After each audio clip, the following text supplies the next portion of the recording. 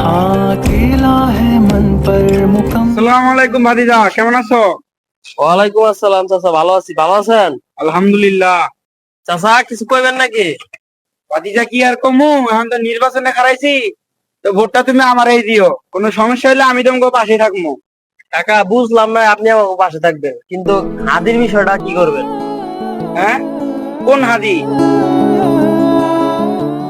কাকা আপনি ভুলে গেলেন গা হাদিরে, এত চালো চালো ভুলে গেলেন গা। ও ওই হাদি যে মারা গেল? কাকা মারা যায় না কাকা, মারানো হয়েছে, ঠিক আছে? আর যদি বিচার হয় তাহলে আপনি ভোট পাবেন, নাহলে পাইতেন না। তো ভাতিজা, নির্বাচনটা হতে দাও ঠিক মতো, এরপরে দেখবো নে। আপনি কাকা কি যে দেখবেন, আমি তো এমনই দেখতাছি। হাদিরের নাম ভুলে গেছেন গা, হাদির।